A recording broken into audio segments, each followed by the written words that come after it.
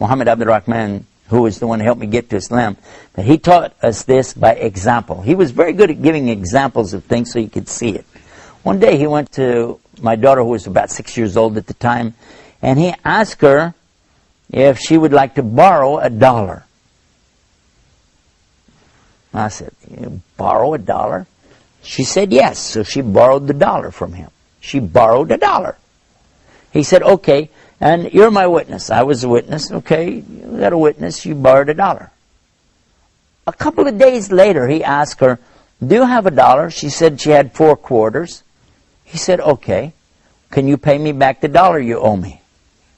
She said, "Okay," and she gave him back the 4 quarters. After she went on to play, I asked him, "What was that all about?" He said, "Didn't you get it?" I said, "No, I don't think I understand what's going on." He said, "Okay, I was teaching her that if you borrow something, you must pay it back. But you don't pay it back with anything extra.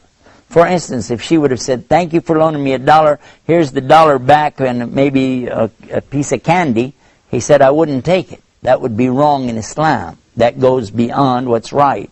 The rights of borrowing are that you give back exactly what was borrowed without anything extra with it.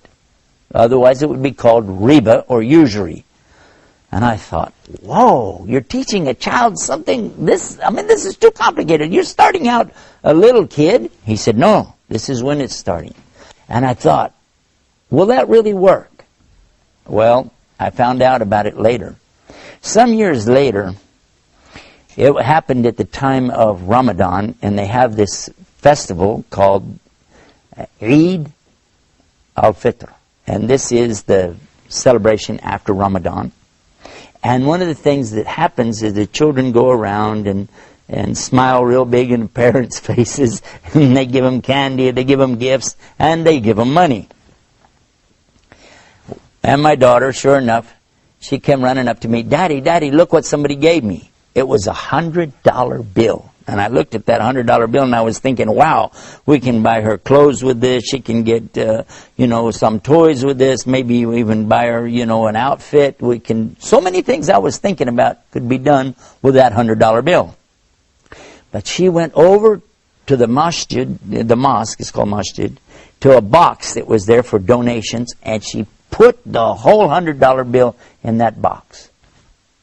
I said, "What? What'd you just do?" She said, "I put it in there." I said, "Why?" She said, "I always wanted to have $100 to put it in the masjid box, because so many times people talked about things that we need, things that the masjid needs, things the school needs." She said, "And I knew I didn't have any money, but I knew if I ever got $100, I would put it in there, and I just got to do it. Isn't that good?" And I thought about it. I said, look at this. This child has understood something better than I did. Whereas I was thinking we could get her some clothes, we could get her some toys, candy, gum, things like that with the money. And look at what? She's understanding value, a value that's a higher level of value, not just dollars and cents. So what we're learning from this kind of rights, is that there is something with limits too. You don't just think about what I get for me. You don't just think about, oh, how is this going to benefit my circumstance right now? But you think about how it will benefit others. And by the way, all the time you're doing that, Allah is for sure going to be recording and making sure that you get full reward here and in the Day of Judgment. So this is something really big for us. This kind of rights that we're talking about, really, we could talk about this for a very long time. There's a lot of depth behind it. But what I'd encourage you to do is to study this.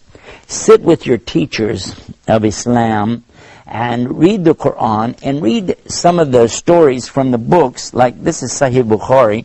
These are some of the teachings of the Prophet Muhammad, peace be upon him.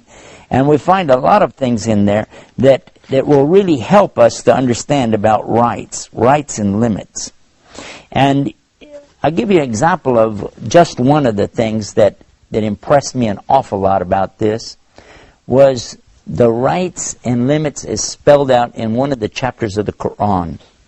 Now, in another program, we're talking about this same subject in a bigger detail, but I'll just refer to it for you so that you can look it up. chapter 49 in the Quran. It's called Surah Al-Hujurat. Surah Al-Hujurat. And when you go to this chapter 49 in the Quran, you're going to be surprised to discover how it's telling you the proper dealings with men and women both. What a man should do, what a woman should do, what women together should do as groups, what you shouldn't do, how to behave, how is your behavior, and the akhlaq is what they call it. This is akhlaq, the behavior. And all of these things are dealing with the rights and limits of a human being. I think this is a good chance for me to sum it up and tell you that if you go to our website, the website it's called beautiesofislam.com, and you'll find programs like this will be displayed there. And you'll get a chance also to find our other links that will take you to the Quran and the teachings of Muhammad. And when you go and watch for yourself these little programs, the snippets that we'll have on there for you, I think it'll help you to put all of it in perspective. But the rights and limits that come with Islam are definitely one of the many beauties of Islam. And having said that, I find myself, now we're at the end of another program with so much more to go, so we'll ask you to just be with us the next time right here for more Beauties of Islam. Until then, salam. Islam is peace, Islam is ease, Islam is not danger or disease, Islam is love and prosperity, Islam is not hatred or adversity, Islam is neither maze nor grace, Islam is giving Allah all praise, Islam is keeping up the pace, Islam is for every race. Islam is peace, Islam is ease, Islam is not danger or disease, Islam is love and prosperity, Islam is not hatred or adversity, Islam is neither